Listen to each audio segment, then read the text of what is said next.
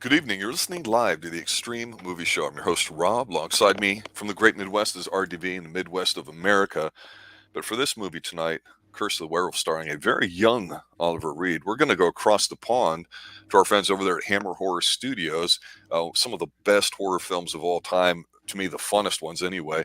We're going to be talking about werewolf movies because I got to tell you, RDV, we've talked about the Holy Trilogy of 1981, I think it was, with Wolfen, The Howling, American Werewolf in London, the best year ever for werewolf movies. And despite the fact we love Ginger Snaps, and this movie, in my opinion, is excellent, one of Hammer's best, is it impossible to sit there and say it's hard to make a bad werewolf movie? I mean, I'm just going to throw it out there because this movie's got everything you would want in a movie. It's more of a thriller to me, kind of like, say, I don't know, Road Games, let's say, Stacy Keach film from the early 80s with Jamie Lee Curtis. It's not an action film, and it's not a horror film in terms of blood, guts, and gore to me. But it's still dark and creepy, and it's about the curse that young Oliver Reed suffers and the tragedy that befalls how he gets it and the results of it. It's not about him being a werewolf. And for that, I like it. But again, Hammer just does a pretty bang-up job with this kind of stuff, and I think it's fantastic. What's your initial take? Now, my initial take on this, going through it, it's after watching some of the Christopher Lee, Peter Cushing stuff, horror films. This started off a little slow, and they're really doing the backstory. I was confused at first. I was like, okay, we got this beggar. He's going around. There's someone's getting married. He's asking the bar, like, because he can't read. This guy's filthy. And I gotta say, for soundstage stuff, I mean, older movies like this, the makeup, special effects, were really cool. So you got this beggar coming in at the very beginning of the movie. He's walking into, asks this guy, "What's that sign say?" He's like, "Oh, can't you read?" He's like, "No, I can't." He's like, "Oh, whatever." Guy walks away. So then he walks over into this tavern and asks the bartender, "What's going on?" And it's like, "Oh yeah, the guy is getting married, the rich guy, and like, so like, yeah, so and they're all complaining about big taxes, they have to pay for this stupid wedding. They don't care about.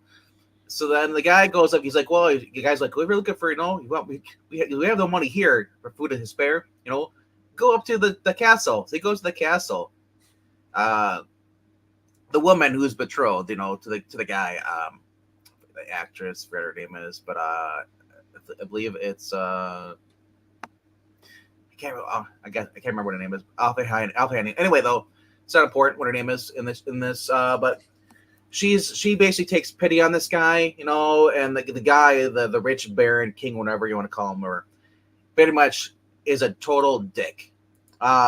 Makes the guy, gives him wine. He's like, "Oh yeah." The guy's he flexes. He flexes because he felt he needs to show up that he is the boss, and so he makes fun of the guy, basically bullies him. Gives him wine. "Here, you want wine? Here, give him one wine. Here, you drink my cup. Now dance," basically, like. Makes a fool out of him. Yeah. And then gives him a chicken bone, the guy curls over. And she's like, "Oh," she says to spare his life, treat him well. Instead, he gets thrown in the dungeon. And he's there for the next couple of years. And this guy already I'm like, is this the werewolf? He's already got the furry arms and all this stuff. He's doing, and he's like, his hair's all wild. And it was kind of interesting to see because I think this is Anthony Dawson, right? No, Anthony Dawson is the bad guy in the very beginning. And I forgot who the other guy is, but anyway, he meets his mute girl. She's like really little and she can't speak. And as years go over, he gets older. She speaks a lot, if you know what I'm saying. Yeah, yes. Oh my goodness. Yes. As she gets as she's older, it's played by the actress for the woman, the mute girl, servant's girl, is played by Yvonne Romaine. Very she basically was a British sex symbol back in the day. Yummy was her nickname. Yes. Yummy. Yes. She ends up basically the creepy old noble guy, the king of baron, whatever you call him. His wife died of went to an early grave because the guy's manners, because the guy's a dick, and she basically hated her life, so she died early. So the guy became a recluse. The mute girl went to go in there to give him, change the coals out of the fire or whatever. Collect the ashes. He tries to sexually assault her. She basically pushes him away, and then she's sent to the dungeon. But then she remembers where she's in the dungeon is the old hobo guy, the beggar, who's become savage, rapes her. and because of this, she flees. She was able to get away out of the castle. She lives in the next 6 months in the woods. She's found by a noble couple, Clifford Evans, and the other woman. I believe her name is Anne Blake, and Richard Wordsworth was actually the beggar. So anyway, this noble couple take this woman in. They because Alfredo, played by Clifford Evans, had been walking along the woods, saw her face down, floating on a barge or whatever, or some, a piece of wood. Brings her in, realizes she's pregnant, but then the priest somehow knows this. Like, oh yeah, when they talk to him, the boy's a little older. He's having nightmares. There's people's goats and stuff are being attacked by a wolf. Turns out the boy says to the Clifford, he says, hey, it's like Uncle Alfredo. It's like, and it's like, I love your noodles. That's just kidding. No, he says, hey, I'm having these nightmares. I'm like, I'm eating, like, attacking things, and bloods, and the people are like, and it matches up to everything what's going on with the attacks and stuff. So he talks to the priest. The priest says, well, your boy's a werewolf. He was born, usually what happens is the wolf spirit will attack a weak human, when they're born, a spirit, and then they're fighting for control. And I was like, I've never heard of this before. This is kind of weird. It's different, but yeah. we're almost halfway through the movie and no Oliver Reed, and all I keep thinking of is one of the best jokes of all time, and it's from Young Frankenstein. Werewolf, there, wolf. Sorry, I interrupted. Go ahead. So you find out that the boy's basically like, yeah, he's cursed stuff, and then they basically like you see the boy, they lock him up, for his own good and for his own safety, because they was gonna transform. And the key word though that the priest says is that basically it's like unless he finds the boy needs love, compassion, Yeah. And they'll keep the beast at bay, because he was born out of such a he's born born out of evil. Yeah. And I think he was a Christmas baby too, which actually is considered to be a little bit unlucky in some cultures. So he's got like the double whammy going for him. And it's been a horrific, half of the movie for the most part until we see an adult Oliver Reed. So I want to point out, so this is a Christmas movie. He's the Christmas werewolf. So as he grows older, halfway 48, I think it's like exactly 48 minutes into the movie, you see Oliver Reed. He's now the kid's all grown up. He's gonna leave town. He's gonna go work at his village. He's gonna work basically in a winery or cellar, and basically they bottle the wine and put the labels on. And he's got his buddy, and his buddy's all about, hey, it's Saturday. You know what that means? Like, what does that mean? It's like we get paid. We can go drink and dance, meet some girls. Of course, the guy, the nobleman who basically worked for, who has the winery and all that stuff, Sweet hot daughter. As his daughter has been basically like, well, she's infatuated with Oliver Reed. I mean, how could she not? The guy's a handsome dude. And she's betrothed to another nobleman. So they've been meeting in secret. And she, but the first night, after they get paid, before he even goes see the girl anymore, he goes to go out to have a drink and dance with his buddy, his coworker. He starts sweating up, It's like he's having an orgasm in his pants, but a very painful one here. It looks like he's got kind of kidney stone, man, bro. Well, yeah, I mean, because he realizes that he's not going to have the ability to marry her, not at that same station or whatever, and it's that star-crossed lovers kind of thing right off the bat, and he doesn't know what to do. So, like what all men do, he tries to go take comfort in alcohol and cheap sex. Yeah. So, and I gotta say that the whole scene there with all the women there, the dresses and the dancing and the alcohol. Where are those bars today? That's what I want. The bars today, it's like you're just like, they're not the same. I love that. Like, they're more cheerful, more happy. I always love like the older, like the gypsy, like in the James Bond movie, the gypsy group. They're having fun, the belly dancing. You don't really see that many of these bars like that today. Kind of Wild or Cat Tavern, they're kind of like neutered. Well, we still have strip clubs, sir. Just not yes. Especially here in the United States, that thing is, So, but it's just a shamed activity for whatever reason. So anyway, we get the first the night where it's Oliver Reed. Basically, he's getting ready to change. It's a full moon outside. So this woman at a table who's with another guy basically noticed him, and she really has a thing for him. I have for him. She really wants him because She's wet. he's a handsome dude, and this is a That's right. ginger, and she's like, you know what, I want this guy. So she says, you know what, you don't look so well. Why don't you go outside and have some air? He goes out there, and then she follows him. She's like, you know what, you don't feel so good. How about you have a lie down? Why don't you come to my room? Mm. And then, like, up in her room, he goes in there. They're making out stuff. He bites her, and then she's like, oh, basically, he bit me and stuff. And then, we don't see it, but we do see. We hear a growling, and that's it. And she's pretty much murdered. Yeah. But then his friend who stumbled out, is attacked too. His coworker is attacked as well. And Oliver Reed, once he transforms back, he remembers all that stuff. Is those nightmares? Because he has blackouts, but he starts to realize that the dreams are not are part of the actual events that happen. So he flees to his parents' house. Parents, the people that raised him, his uncle, realize what happened, and they pretty much want to lock him up. But he goes back. He's questioned by the police. Later on, he talks to the woman that he liked, Christina, I think her name is, played by Catherine Feller, cute girl. Apparently, she has a calming effect on him because she loves him so deeply. She truly loves him. So she stays with him one of the nights, and he doesn't change. But he's so worried he's going to change, But eventually, because her dad's a dick, he ends up being arrested for murder. He's put in jail, prison, where he ends up transforming and killing a guy and ripping the door off and beating another guy with the jail door. Yeah. And as we get to see, it leads towards the end of the night, or toward the end of the movie. There's torches. He's in a werewolf, full gear, and he's running around, climbing the buildings. Climbs to the bell tower. Sadly to say, his Uncle Clifford takes a silver cross he'd melted down all those years back and shoots him. And puts a cover over. End scene. That's it. You see Christina crying with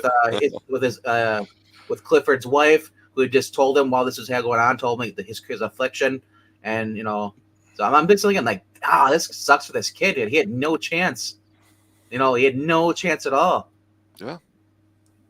So the whole thing with Hammer horror films is taking a step back here in general, they put their own spin on what Universal was doing back with characters that would be in the public domain today, like Dracula, Werewolf, Frankenstein, Mummy, those kinds of things.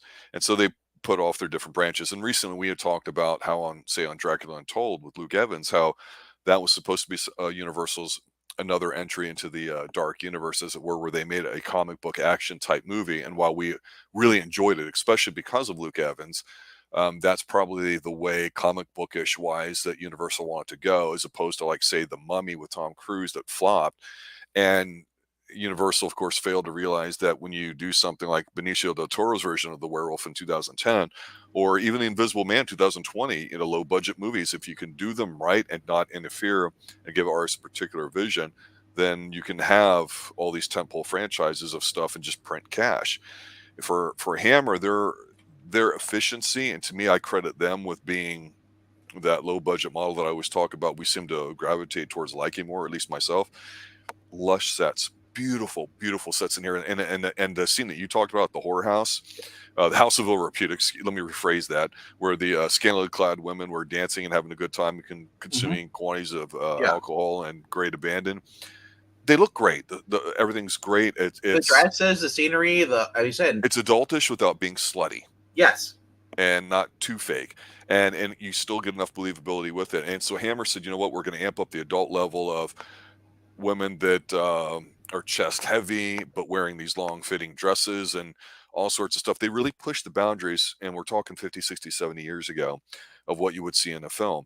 And this movie is just gorgeous to look at. But the reason why I said it's a thriller rather than a horror, to your point, you have to go through all this pain and agony of going, well, shit, life really sucks unless you're a nobleman there. Yeah. And of course, the simpleton idea of love not lust, that allegedly would allow Oliver Reed to survive in here. Of course, doesn't happen. So you go, man, it really was a tough time back then. And like I say, because it's called The Curse of the Werewolf, we go, oh yeah, it's going to be Oliver Reed. He's going to turn a werewolf and he's just going to whack a bunch of people. Yeah, Well, yeah. no, No, it's no. about the curse of what he's born into. And now, as he's becoming a man and he meets somebody that he might be happy with, he's not able to deal with that successfully, and then of course he has an untimely end. So it's definitely a very bitter kind of movie, and I think that's going to surprise people. I gotta say, compared to the Benicio del Toro, I think that was more a faster paced movie. Where this was stretched out, just showed you his whole life. Like Yeah, it just showed you how one man's evil deeds and it spiraled out into this chaos as far as this kid's life. This kid never really stood a chance. I mean, he had a glimmer of hope, but the wolf, took over. And he's like I said, I almost wonder if he would have been with the girl at the end, would he would have had a happy ending? Would he never change again? If he's finally, or would he, or if she left him, would the wolf well, return? yeah, and it's interesting because we're kind of working this in backwards, where we've always talked about hammer horror films, and recently we've been doing some 80s sword and sorcery fantasy type things, some sandal movies. We talked about Jack Palance, we talked about Oliver Reed, and one of our commenters was talking about, I'm like, no, that's Oliver Reed, bro, that's the real deal. And I remember as a kid seeing him on, like, say, David Letterman trying to needle him and screw with him, and Oliver Reed would not put up with that. And like a lot of Englishmen, he loves his drink and everything, but when he turns that switch on, Christ, what a friggin' actor. And so it's interesting to go back and go, oh, come on, it's a super low budget uh part one of two film to see at a drive-in, and you got this young guy Oliver Reed, you don't know nothing about him or whatever. How good can it be? And I'm going, it's captivating to me. It really does hook you in, and it kind of keeps that pace. It's not very up and down. Like, it doesn't have like a strong opening and a weak middle or anything like that. It builds towards its finale, and then that's pretty much it. So anybody looking for shocking, daring twists and turns and 50 million camera cuts like from action films, you're not going to No. get that with this. This is Oh, the yeah. type of films where they it's like almost like watching a stage play, where you have a few sets, Yeah, true. and it relies more heavily on talent in a way, the I ability to shoot a good scene, to tell a Yeah. story simply, effectively, without talking down to anybody, and having natural charisma, which Oliver Reed was just one of those few men, like Stacy Keach, for example, that's just born with tons of it. Yeah, even though this movie wasn't as successful as their previous horror films like Frankenstein, Dracula, and The Mummy, but but besides that though, you can tell they did put effort into this. I do love the fact that it's not 1960s, even though that's when they filmed it. It's basically Victorian times. Yeah, period piece, yeah. I love period pieces like this. Uh, sure, for me though, it was a little slow because I'm not used to these type of films, Right. and that's kind of what a lot of these films were like this back then. This was the first watch for you, correct? Yeah, it was the first watch for me. Okay. Overall, like I said, Oliver Reed, when they show him his reaction, his facial reaction, you see how he acts and stuff. You see him when he's sweating and he's in pain. The guy is a believable actor. Yeah. In a sense, he's almost like an Alfred Molina before. And that's I like watching Alfred Molina. And I know you're not really a superhero person, Corinne, but and when he played Doctor Octopus, or even in Spider-Man 2, what was the other one he played? He was in the beginning of Indiana Jones. He's the guy who gets smushed, or not smushed, but he gets run through by spears. Yeah, he wants the whip. Give me the whip. Yeah, The yeah. whip for the idol. Like I said, certain people can do great acting as far as their facial expressions. Oliver Reed is one of those guys. They didn't need to show the werewolf. The werewolf at the end is like, that's what if it was an American movie, you would have seen more of that 15 minutes of or him as a wolf. You would have seen more of that. And like I said, I like the fact that this was more fleshed out, as you say. The whole it's talking about the curse itself and how the curses happen. It's different because usually you just get bit and you're like, okay, well, where'd the first freaking werewolf come from? or exactly, and it devolves with all that stuff that has nothing to do with the character, and it's Yeah. like, oh Jesus. I mean, it's interesting when you can like make the setting that you're in and the town that you're in a part of the character and history. That's kind of cool, but it still comes down to the people that have agency to do something. And to me, what I liked about this too, and we didn't really bring it up a lot, is that The whole idea that if he's able to find, love and happiness, that might be able to keep him at bay. That's just man's restless nature. Idle hands are the sign of the devil, sort of thing. And Love, for torn, tortured. Yeah, I mean that's what I like yeah, this movie. but you could argue a different form of love he got was the fact that he had those unintentional step parents, if you will, that decided to raise True. them and Yeah. deal with it when they certainly didn't have to. And it didn't come across as a burden. They asked nothing of them, and they raised them as like their own. And yeah, it's not a very long part of the movie, but you go, okay, It just he showed got a nice, stable system to be in and all that until he became of age where he was going to have to deal with it on his own. as you pointed out, unless you're noble, you were treated like crap. But those two people, Clifford and his wife, they were kind-hearted souls, Christians, and in the sense they cared about people. They could have been like like basically look at this example. Look what happened to the guy in the very beginning. The guy who was like the nobleman who basically was wicked to him, and you saw how deformed, how disgusting he got as he got older, become recluse. He lost all his friends. Yep. And you saw the noble people; they were blessed with having a child there and stuff. In any sense, you'd say they actually did well off because they were nice. So there's a moral aspect to this story, and but there's also heartbreak. There's romance. There's some little bit of comedy, but I said it was overall. It's the way it describes is stage play, and that's what Yeah. it is. And I love the Hammer, Victorian pieces, the candles, man, the candlelight. He's like, hey, can you give me a black candlelight? I mean, I know I don't want to buy another one. Those are expensive. It's candles. Can you? Yeah. Like there's little subtle humor like that. So Anytime I'm walking through a haunted house or something at Halloween, whether it's at a theme park or at home or somebody's backyard or whatever the case may be, for some reason I go back to set pieces and I think of Hammer Films because yeah. while the film's going on, I find my eyes just darting over all the stuff in the background as props or whatever, and I just go, man, wouldn't it be badass to have a house that looked like this Dracula's castle or this? Or it just they look so inviting, and they're fake. That's the whole point, but they do just enough to make you feel like you're there and that's authentic Oh, without they're huge, overdoing it beautiful and being homes. too Yeah. busy. Oh yeah, it's gorgeous. Um, all the work went into that. Problem is that these people either they're born into wealth or they earn their wealth either by farming or just owning land and renting it out to people. Yeah, and a lot of times the economics of these situations aren't really conveyed and all No, that, no. and they're completely ignored. But it definitely is a tale of two cities. Either you're in the in crowd or you're not, and life is brutal when you are not. So that's definitely one lesson you can learn from I this will say film. the only thing, the downside of those Victorian ages is they couldn't watch us on YouTube. You know what? You're right. And if you can't get your daily dose of the Extreme Movie Show, just check out some of the more recent things that we've had on here, plus some stuff we've recorded offline that we'll be releasing here soon. Moonraker is going to be coming up here in November when Professor Pixel and I do that. Of course, we've got some more horror movies to do.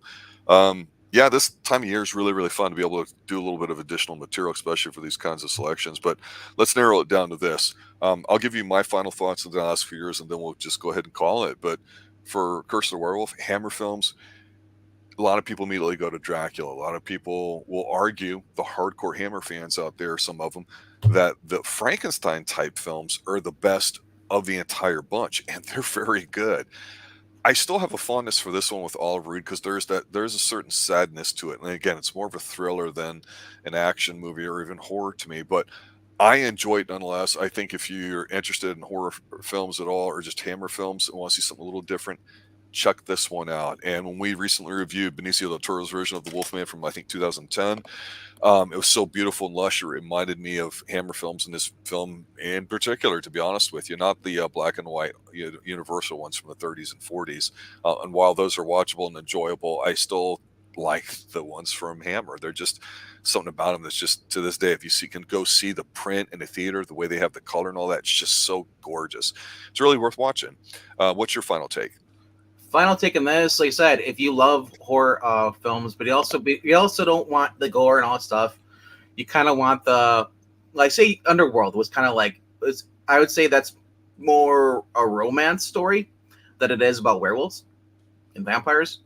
This is kind of right up your area here. Like this is a guy basically born from his birth to his death. And just seeing a how his life is changes over the years. The special effects, the makeup, as everybody look older, especially the noble couple, Yes.